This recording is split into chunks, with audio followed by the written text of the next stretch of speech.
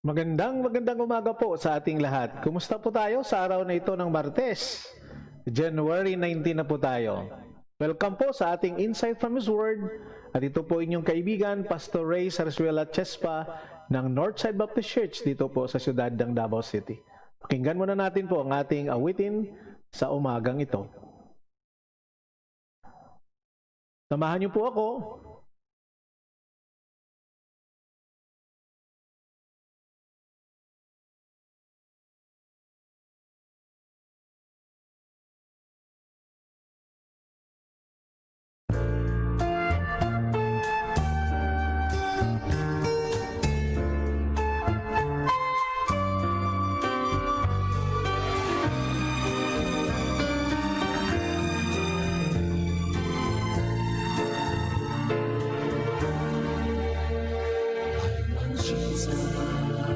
In my life, more than anything this world can offer me, for I know that He alone can satisfy.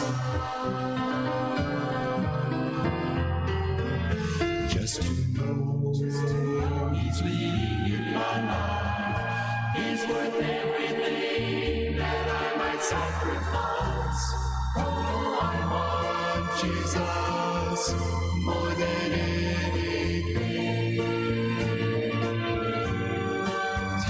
Nothing that I might want, and all the things that seem so deep, I'd rather have Him than any praise that men may give to me. I want Him to have control and be the breath of life in me. I'd rather have Jesus, I'd rather have Him than anything. He had power without end. From the heavens He ruled the universe.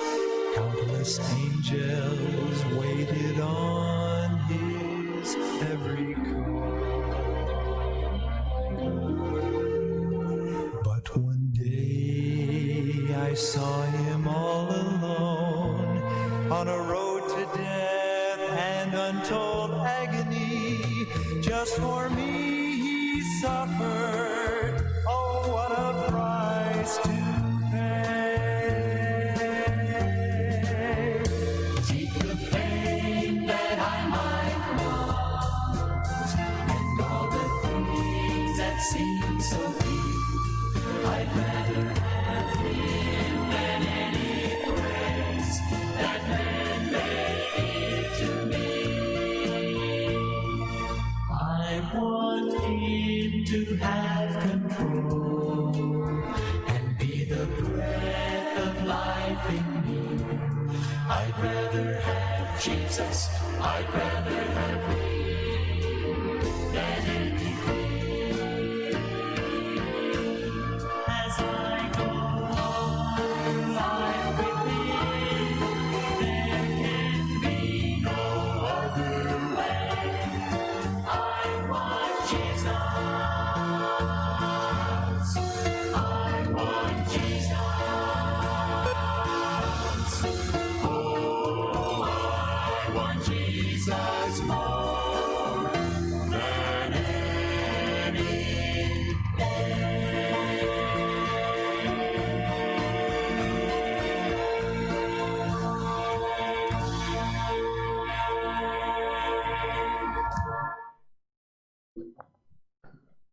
Muli po, magandang umaga po sa ating lahat. Saan ka mang sulok ng mundo,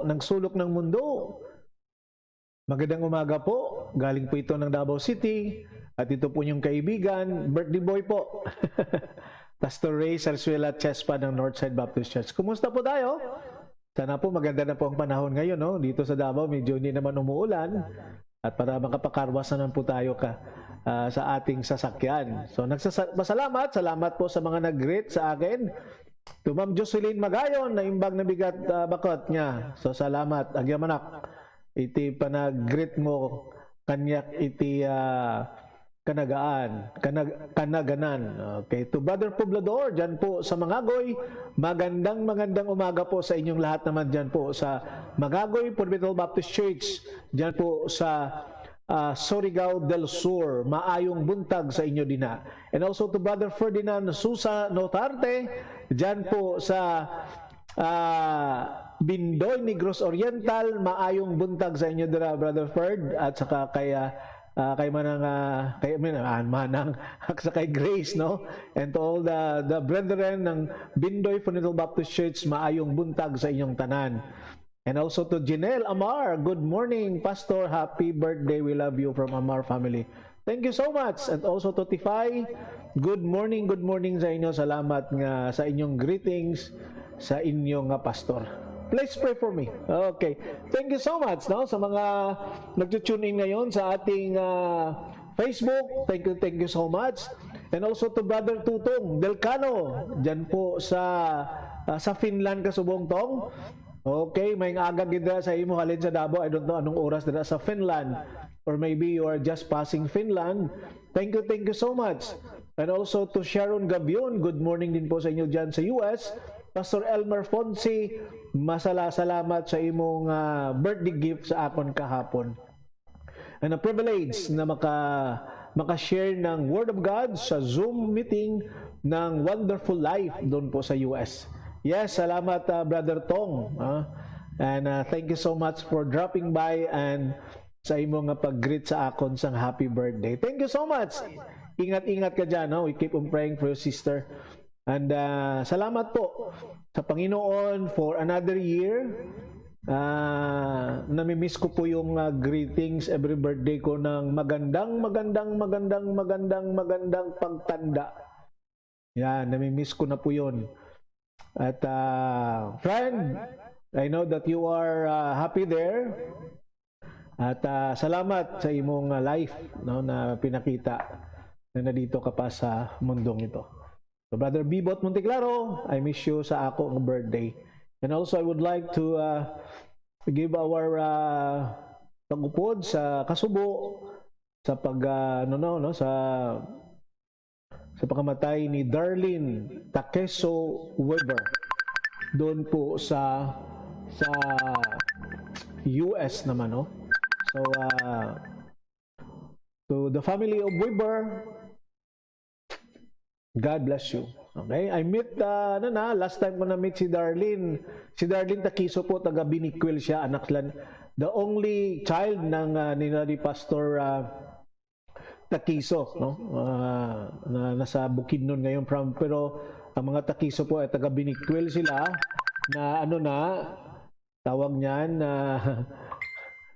si Pastor Amar nagatawag. Pastor Amar, mayong aga niyan ay magtawag kay naga-devotion ko, on live ako, no?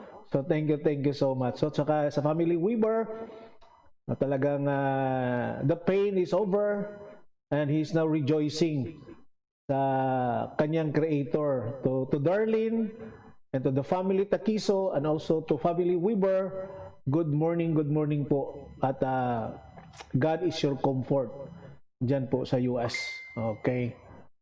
So, salamat kay Pastor, kay Pastor Amar sa imong greetings. And also to Pastor Bibot Compinsino. Okay, good morning and happy birthday ting. Salamat ting sa imong greetings. Unta makapadala po ka bisan cheese cards lang, no? Thank you so much, no, sa inyong pag-join dali lang ha, saglit lang.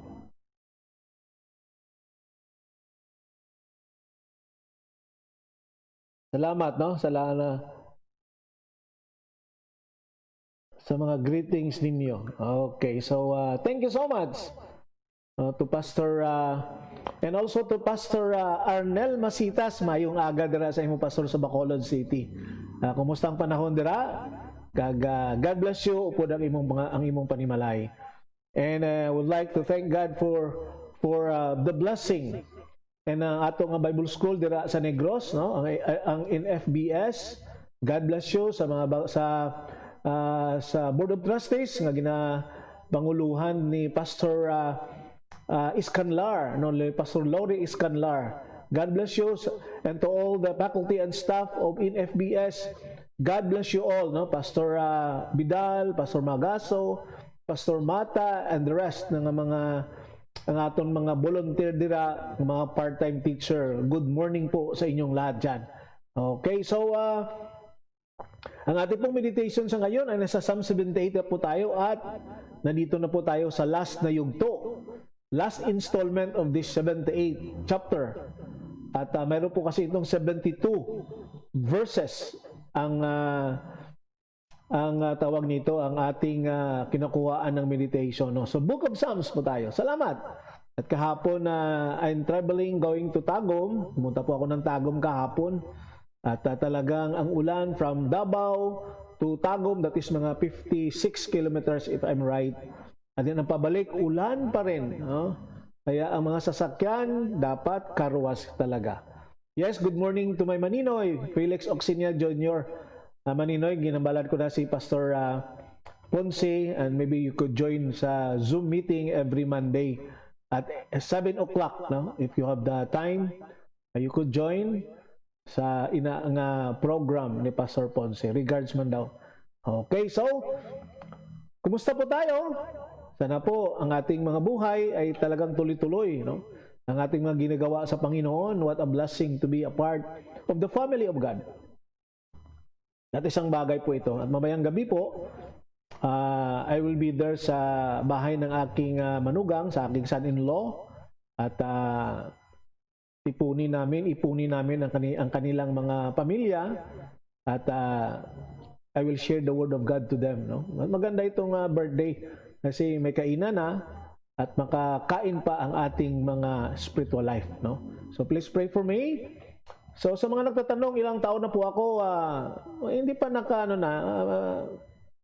wala pa ring discount, no? Wala pa ring 20% discount. Wag magano na. Yung kaibigan ko na si General Monteclaro, gusto niya talaga ako maging senior citizen na para may kasama siya. Para pag inom namin ng kape, 20% na kaagad kami, or 40% kay siya, nauna na siya. So, thank you so much, and also to Chad. Salamat sa pagpahulam, sa allow me to borrow your van, no? Kahit na nag-explode yung gulong, pero salamat sa kabutihan mo, Chad, no? God bless you. And then, before we go on, mag-pray po muna tayo. Panginoon, nagpapasalamat po kami sa umagang ito. O Lord, dalaygon ikaw sa buhay namin. Lord, we glorify, we praise your name. Not because of what we did, but because of who you are and what you did to us. Thank you so much, Lord, for a year added in my life. Thank you, Lord, for those friends of me who greet me, send their greetings. Lord, bless them. Salamat, Panginoon, that through the years na sinamahan mo ako, you rebuke me, you discipline me. Thank you so much for the lesson from the past. And I pray, Lord, that use my life more on the ministry you entrusted to me. At salamat, Panginoon, I'm not deserving, but only through your grace that we could pursue and we could continue in the life that you have given to us. Thank you, Lord, for my family, my wife, how she take good care of me, and even for the kids. Jem has her own family na with a daughter. Salamat, Lord, that the burden before is now a blessing. I continue to pray for them, Lord. Si Matt sa kanyang mga ginagawa din sa kanyang trabaho. Si Jem na give her a healthy life.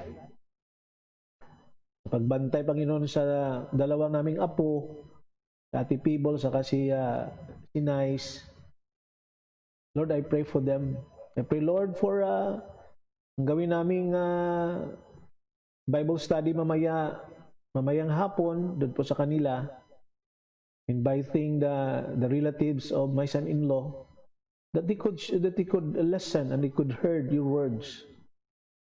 So I pray for them, Lord. Thank you so much for your goodness. Thank you for those who share their blessing to us. I continue to pray, Lord, for sister ni Brother Tutong na nasa Kirayan, Panginoon, na mayroon po siyang cancer. I pray, Lord, for healing. I pray, Lord, for your protection to them. And also provide their needs financially.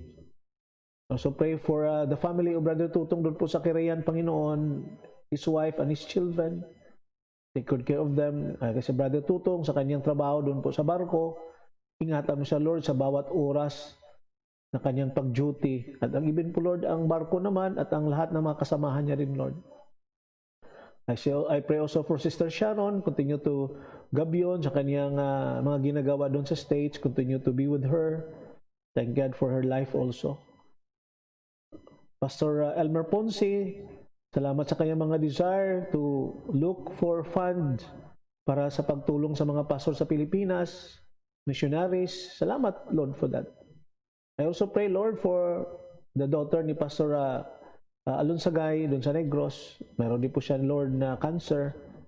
Oh, Lord, be with her. Also praying, Lord, for the husband ni Luisa Gamayon, Panginoon, na salamat na nanging negative ang kanyang swab test at preparation sa kanyang operation, Lord, for the next week. I pray, Lord, for their needs. Provide mo, Panginoon. Pastor Notarte, also praying for him. Take good care of him, Lord. Also praying, Lord, for Pastor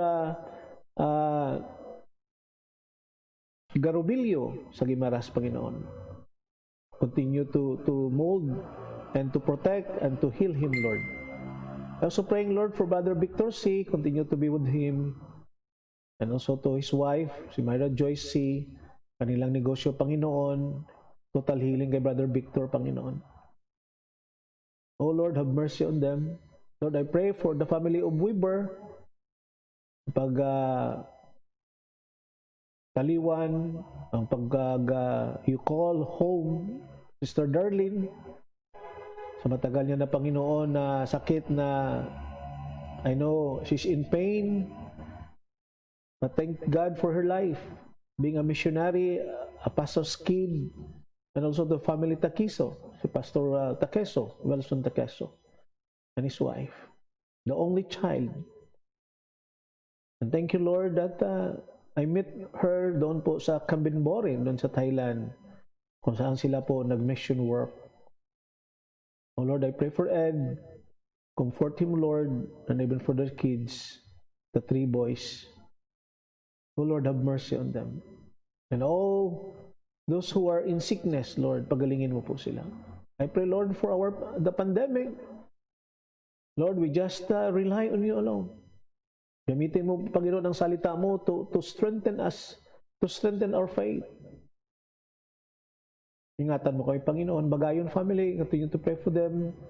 Notarte family, doon po sa Bindoy.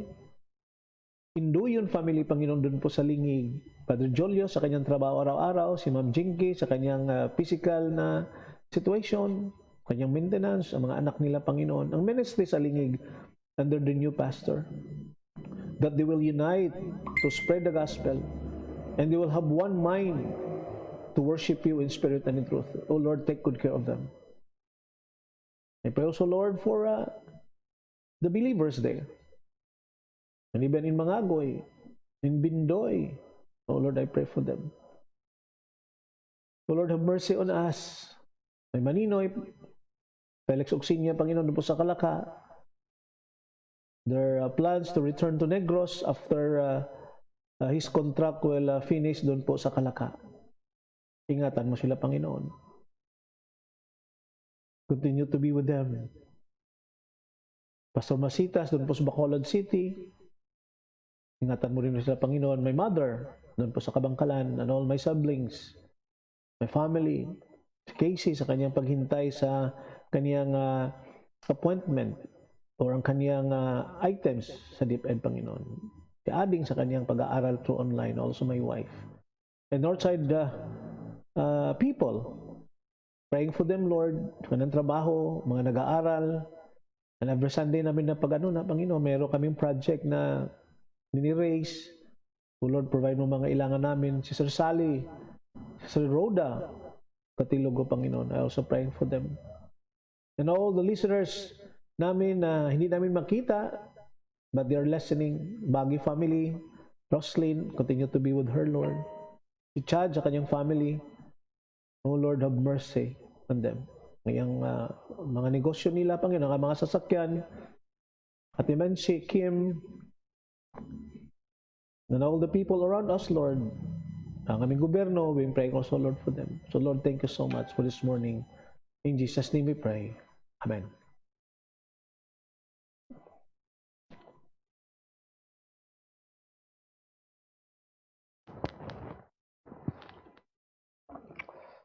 Okay. So, sino ba bang ating i-greet dito? Yes, to CJ. Mayong aga dara sa imo, madam. Okay? And how are you? Wow.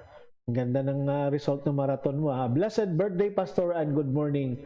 Yes, good morning also, no? And also to Grace Notarte. Okay. Diyan po sa ano na, no? Sa Bindoy naman, no? Good morning po sa inyo dyan. And also to Brother Jed. Diyan po sa Simirara Island. Good morning. Good morning po sa inyo dyan. Yes, Pastor Basita, salamat sa imong greetings. No? Thank you so much. Kag ang inogin magpakamaayo sa inyo dira sa Bacolod. And also to Pastor Elmer Ponce. Yes, thank you, Pastor. And advance happy birthday man sa imo. God's blessing to you, and thank you also for sharing your blessing to me. And also to Sister Rhoda Gatilogo, good morning. Yes, good morning to Brother Nelson Rafols. Brother bro, dala-dala ko kahapon yung mugs mo. Puro na nakalimutan kong ibigay kay Chad. Okay lang, na dito lang man naman yan. No? And also to Pastor Joshua Azuela, good morning. Long time no here in Sight Ministry, but now kahapon meron tayo Manong Diyos, no? Kahapon ako nag-start, no? So thank you for sa pagbantay. So sino ba bang ating babatiin? At muli, salamat po sa mga nagbati. Salamat sa mga greetings po sa akin. And to Pastor Brian Cansancio, thank you so much. And also to Rinrin, to your baby, Ihada, ingat-ingat, no? God bless you sa inyo po dyan sa Rosario. And also to Pastor Amor family, Pastor Elijah, and to your family, good morning po sa inyo dyan sa Rosario. Si Pastor Otaka naman po doon po sa Bayugan na maayong buntag yun sa inyong tanan din ha. Okay? Tuloy-tuloy na po tayo sa ating meditation sa umagang ito. Psalm 78 na po tayo. Nandito na po tayo sa last na installment, 65 to 72. Then the Lord rose up as though waking from sleep. Like a warrior arose from a drunken stupor. He routed his enemies and sent them to eternal shame. But he rejected Joseph's descendants.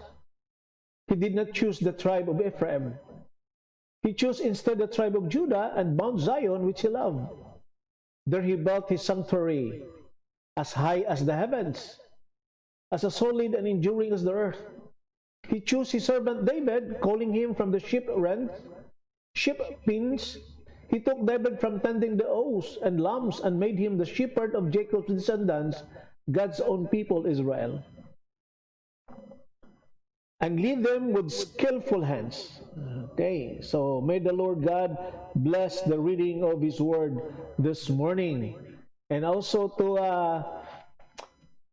Pastor Ellison Pagamaspad, na imbag na bigat niya, naragsak iti panagsangay, kabsat na pastor. Thank you, Pastor Ellison, and also to Kuya Ting Tubal, dyan po sa Loacan Airport. Yes, thank you so much for the greetings. God bless you dyan po sa Loacan Baguio City naman, no? So, ito na po ang ating meditation sa umagang ito. Alam po natin that David committed a great sin. He committed adultery, and that he made a man drunk and had him murdered. Pinatay niya, no? In-invite niya si Uriah, which is the husband of Bathsheba. Pinainom niya, at pagka umaga, lasing pa yung tao, pinaano niya na, no? Sa front talaga niya nilagay si Uriah habang nakipag-away sila. And to make the long story short, namatay si Uriah. So David committed adultery, and that he made a man drunk and had him murdered. To Pastor Sumatra, good morning. Good morning sa imo dira, Pastor, no, Florence. Yan po sa mga alkal with your family, good morning po. In addition, he once took a census of the Israelites out of disobedience to God. You know what? 70,000 people died as a result. Kita mo, no? Ang mga ginagawa ni King David.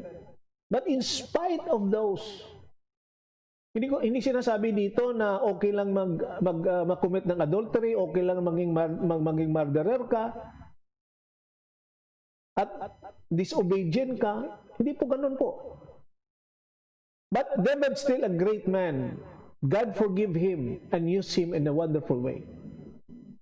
Ang gusto naman ng Panginoon sa atin, that babalik po tayo sa Kanya. Yes, good morning to Pastor Edgar Garubillo. Pastor, salamat sa greetings, and then I keep on praying for you. No? To Ma'am Aida dyan po sa Guimaras, and the people ng Salvation Baptist Church, maayong aga gid sa inyong tanan. And to Irene Layos dyan po sa Hong Kong, good morning, Ay. Hinihintay ko po yung tawag mo para tuturuan kita. Hanggang ngayon hindi ka pa na tumawag. Thank you sa greetings, ha. So, David, in spite of those, he asked forgiveness sa Panginoon. And Diyos naman nagpatawad sa kanya. And aside from that, God used him in the wonderful way. So, tatlong bagay ang makita natin dito sa mga bersikulo na binasa natin dito. Una, David was a man of humility.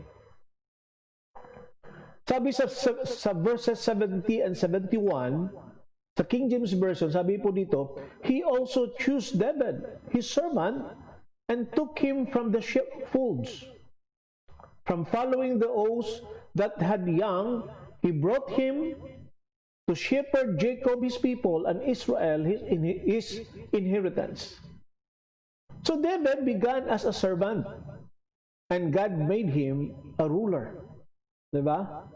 Naging slave siya o naging shepherd siya, tagabantay ng mga karnero. But God promoted him from a servant to a ruler. That's always God's pattern. Yan ang pattern ng Panginoon. There are those who made themselves leaders, but God's blessing is not upon them. May mga ganun naman po. David had God's blessing because he was faithful in his job. Talagang matino, talagang totoo sa kanyang ginagawa. So Jesus, or God, that was Jesus said in one of his parables, di ba? Sa Matthew chapter 25 verse 21, ano sabi po doon? Well done, good and faithful servant. You were faithful over a few things, I will make you ruler over many things. Enter into the joy of your Lord. See? Kita mo ang pattern dyan, ha? Before they become a ruler, before they become a leader, they serve first. Or in other words, they become a servant first before they become a ruler. So if you want to be a leader, learn how to be a follower. Ang hirap nun, di ba?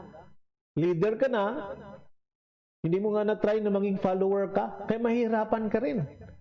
So it's better to start from the bottom and then hinay-hinay para malalaman mo what will be a servant to, what will be a follower to. So if you want to be a ruler, learn how to be a servant. And not only a servant, but faithfully doing what God has called you to do. Sa ating gusto na nating maging ganito tayo, nasa top na tayo, pero hindi nga tayo nagsimula sa baba, hindi natin nakikita, hindi tayo na-experiensyahan. So to be a servant, we should be faithful sa paggawa ng gawain ng Panginoon in which tinawag po tayo na gawin po natin yan. So that is David. David was a man of humility. That is why God, in spite of his wrongdoings, he was been upgraded, he was been promoted. Because of humility. And good morning also to Zeni Segundo dyan po sa Macau. Good morning. At ang pangalawa, David was a man of integrity.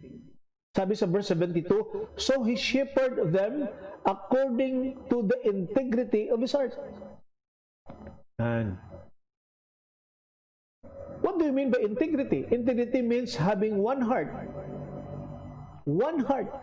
One heart for the Lord. Whereas a double-minded man is unstable in all his ways, according to the book of James chapter 1 verse 8. So David's sole purpose was to serve the Lord.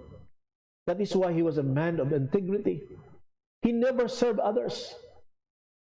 He focused his life to the Lord.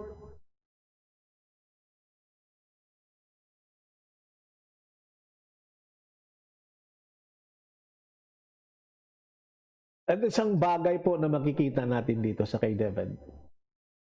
So God wants His children to have that kind of integrity. Worshipping the only God. Obeying the only God. At ang pangtatlo po dito, not only that David was a man of humility and the man of integrity, but thirdly, David was a man of ability. Okay?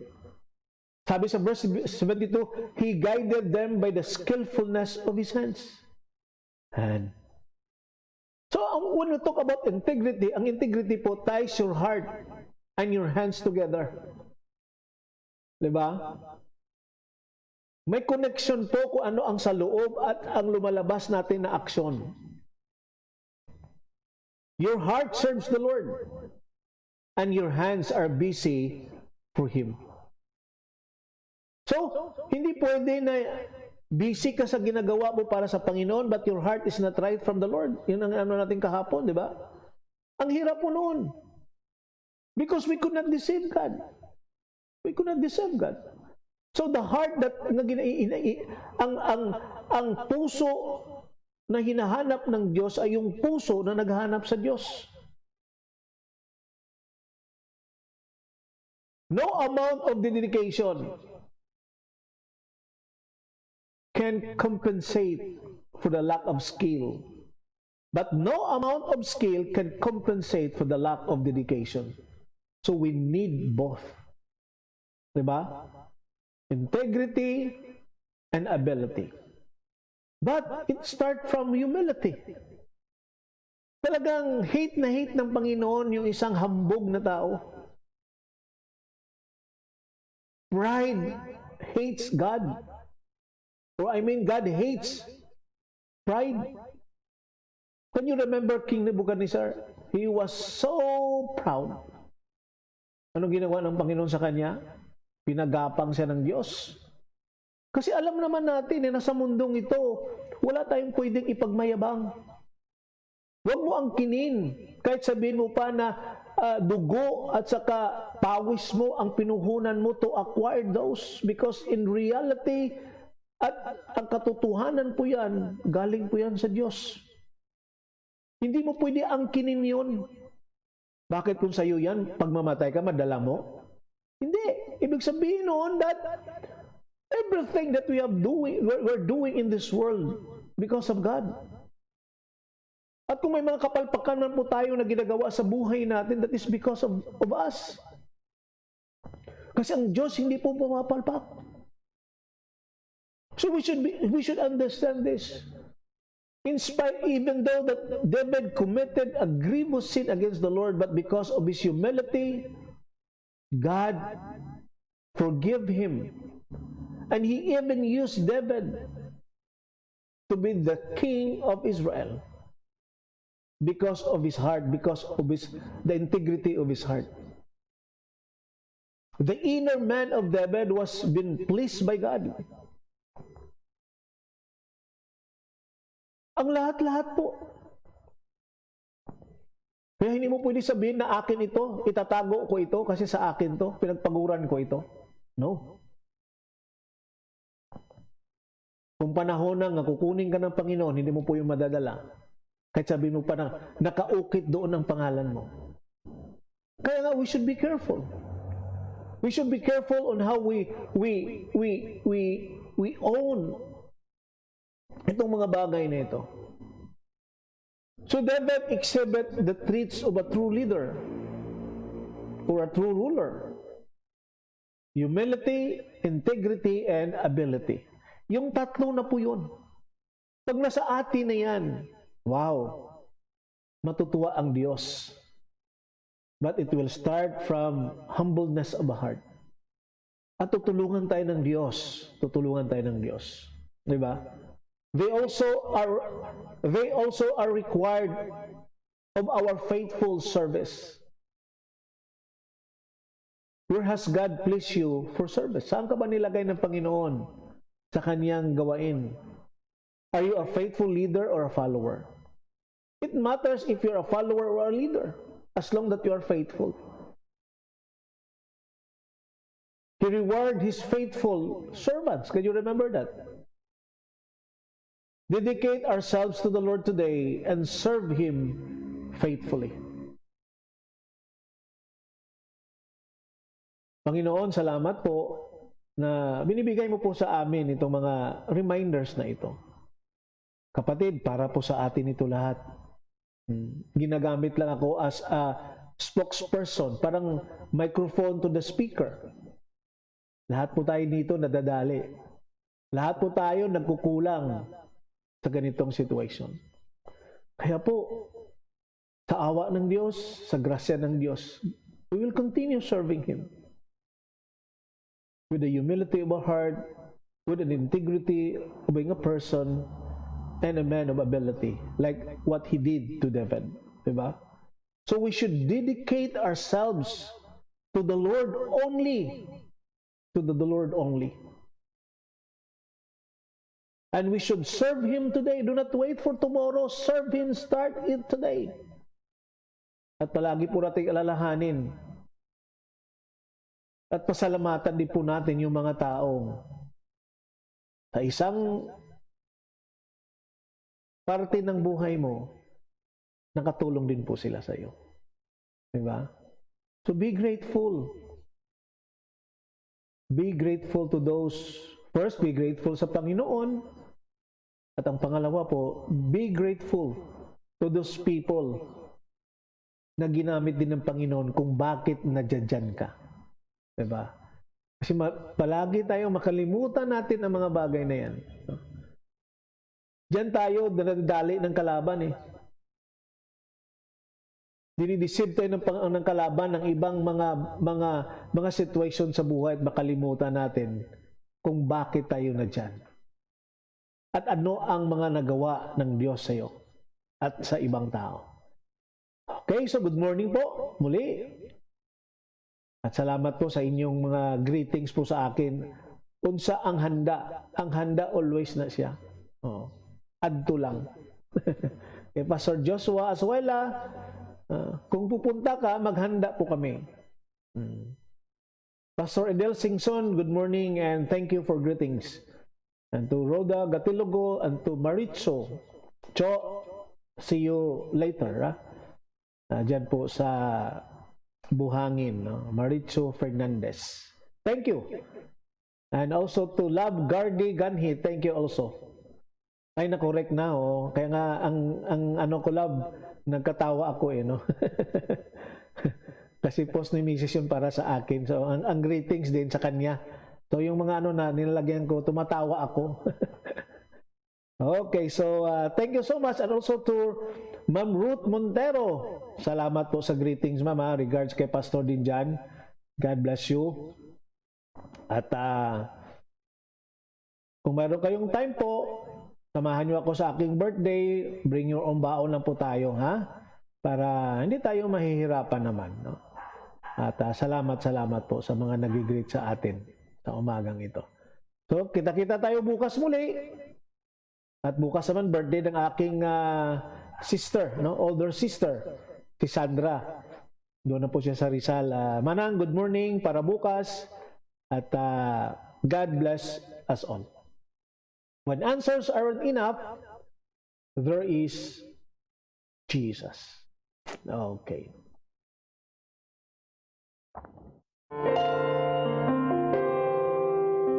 I love you. God bless you. Thank you sa mga greetings po.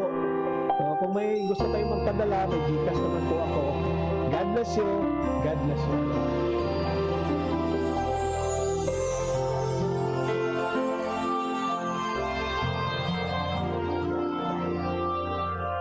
You have faced the mountains of desperation. You have climbed, you have fought, you have won. But this valley that lies coldly before you casts a shadow you cannot overcome. Just when you thought you had it all together,